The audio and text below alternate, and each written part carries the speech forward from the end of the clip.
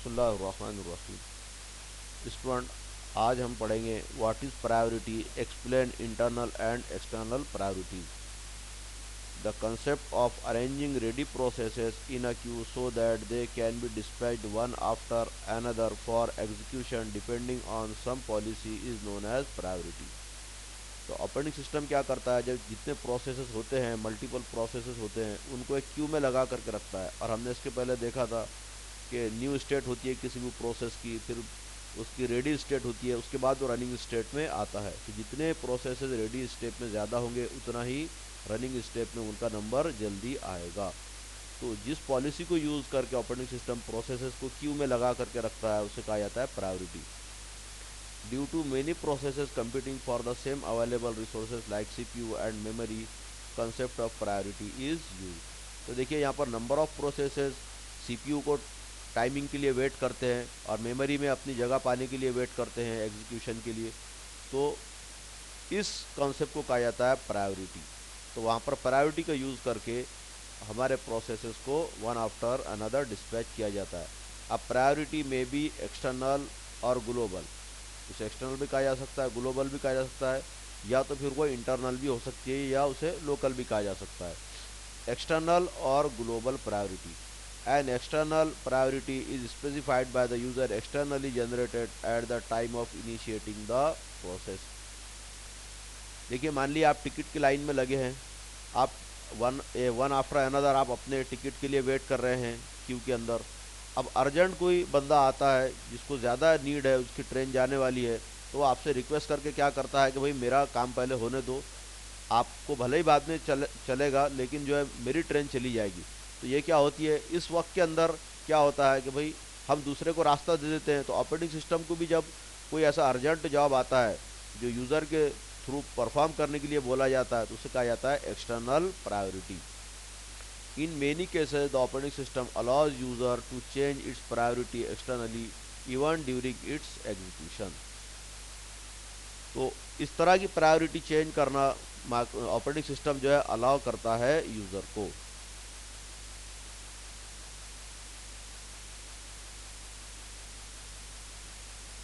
If the user does not specify any external priority at all, the operating system assumes a certain priority called the default priority।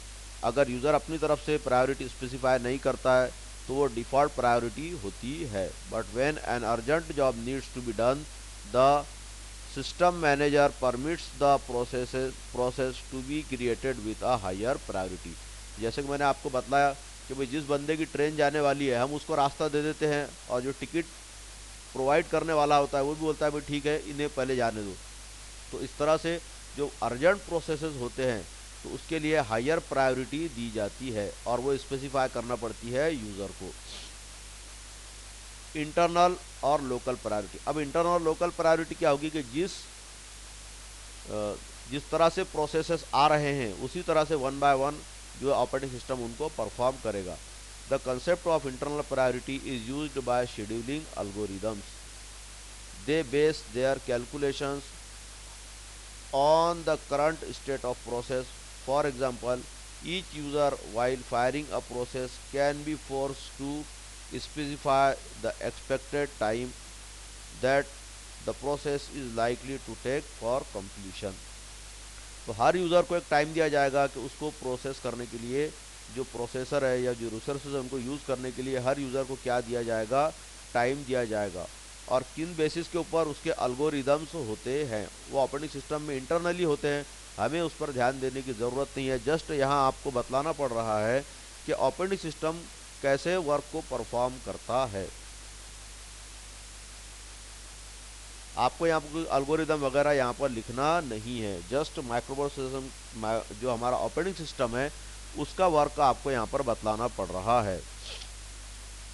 The operating system can then set internal priority which is the highest for shortest job. तो देखिए, जो छोटे छोटे काम होते हैं उनके लिए ऑपरेटिंग सिस्टम क्या करता है, हाइएस्ट प्रायोरिटी रखता है, so that at only a little extra cost to large job many short job will complete. कि एक बड़े काम को परफॉर्म करने में जितना वक्त जाएगा उसमें कई छोटे छोटे छोटे जॉब परफॉर्म हो जाएंगे। दिस हैज़ टू एडवांटेज, इसके दो एडवांटेज मिलेंगे। If short jobs are finished faster, the number of processes competing for CPU will be decrease. मतलब छोटे छोटे छोटे काम अगर पूरे हो जा रहे हैं, छोटे छोटे टास्क परफॉर्म हो जा रहे हैं, तो उस बार बार सीपीयू को उन पर स्विच करने की ज़रूरत नहीं पड़ेगी। The number of satisfied users will increase. और सेटिस्फाइड यूज़र क्या करेंगे, नंबर ऑफ सेटिस्फाइड यूज़र या प्रोसेसेस क्या होंगे, इंक्रीज होंगे। जैसे मान लीजिए कि एक आप जो है क्यू में लगे हैं और किसी हमारी शॉप के ऊपर खड़े हैं, तो आपके पास बहुत बड़ी लिस्ट है, आपका टास्क ज़्यादा है, और उसी वक्त के अंदर जो हमारा शॉप कीपर जो होता है वो क्या करता है, शॉप ओनर होता है, वो क्या करता है कि एक बंदा है उसको एक ही चीज़ लेना है शॉप से, तो वो क्या करता है, आपका भी काम पूरा करता है और साथ के अंदर उनको भी पूरा करता जाता है। तो अगर आपको 100 आइटम किसी शॉप से लेना है, तो आपको वो थोड़ा वेट करने लगाएगा, और जितने उस इन बिटवीन जो छोटे छोटे जॉब्स वाले हैं जिनको एक ही की कोई परचेस करना है, एक ही आइटम खरीदना है, तो वो उनको निकालता भी रहेगा। तो इस तरह से वो भी सेटिस्फाइड हो जाएंगे। आप देखिए, आप 1 घंटे के बाद सेटिस्फाई होंगे जब तक आपके पूरे नहीं मिल जाते। उसी दौरान अगर वो आपके अकेले के लिए अगर 10 लोगों को रोक कर रखता है, तो वो जो है उतनी गिराई की उसकी क्या हो जाएगी, उतनी देर के अंदर वो ग्राहक चला जाएगा कि भाई इतना टाइम मेरे को तो सूटेबल नहीं करता है, मैं दूसरी शॉप से जाकर परचेस कर लेता हूँ। तो इन बिटवीन क्या करता है शॉपकीपर या शॉप का जो ओनर होता है, वो आपके भी काम को हैंडल करता रहता है और जो दूसरे आते रहते हैं उनको भी हैंडल करता रहता है। तो उसमें जो सेटिस्फाइड यूज़र है वो क्या होते हैं, इंक्रीज हो जाते हैं। How ever if stream of short jobs keeps coming on, अगर इस तरह के जो शॉर्ट जॉब आती रहती है, एन इम्पॉर्टेंट लार्ज जॉब में सफ़र फ्रॉम इनडेफिनाइट पोस्टपोनमेंट। तो अगर ये शॉर्ट जॉब्स आती रह रही है और इन बिटवीन जो है आपका जो लार्ज प्रोसेस है वो भी चल रहा है और उसके बीच में ये शॉर्ट जॉब्स आती रह रही है, तो आपका जो बड़ा जॉब है वो क्या होता है, पोस्टपोनमेंट की वजह से क्या होता है, सफ़र होता है। To avoid this set higher external priority to important large job. तो ऐसे जॉब्स के लिए क्या दी जाती है, एक्सटर्नल प्रायोरिटी दी जाती है।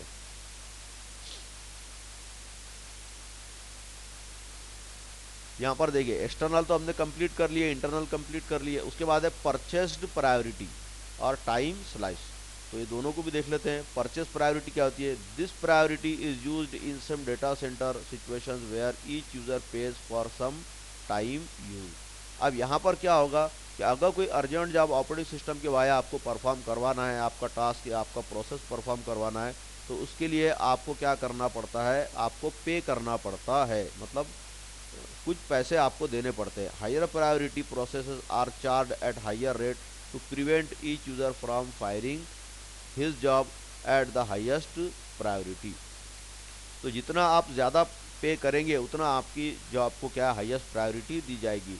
This is known as scheme for purchased priority, और इस स्कीम को क्या कहा जाता है, purchased priority.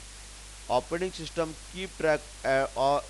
keep track of the time used by each process and priority at which it was used। तो ऑपरेटिंग सिस्टम जो है हमको पता है कि हर प्रोसेस का क्या करता है, शेड्यूल रखता है और उसकी प्रायोरिटी कितनी है। उसके बाद नेक्स्ट है यहाँ पर आपका दिया हुआ time slice. Each process is normally given certain time to run irrespective of important. हाँ, जब आपके प्रोसेस को वो उसकी इम्पोर्टेंस कितनी है, वो जस्ट एक क्यू में लगा हुआ है तो उसको सर्टेन टाइम मिलता है, उसको कहा जाता है this is known as time slice. Time slice given to each process so that a process does not use the CPU indefinitely. तो अगर आपके प्रोसेस को एक सर्टेन टाइम दिया हुआ है, हाँ प्रायोरिटी भला ही नहीं है, प्रायोरिटी के अंदर अर्जेंट प्रायोरिटी में जब होगा तो वो तो अर्जेंट जॉब होगा, लेकिन जो एक नॉर्मल क्यू के अंदर जब हर प्रोसेस को एक टाइम दिया जाता है उसको कहा जाता है टाइम स्लाइस। और टाइम स्लाइस इसलिए दिया जाता है कि भाई सीपीयू यूज़ करने के बाद चलो अपना काम करो और खाली करो और चलो जाओ यहाँ से।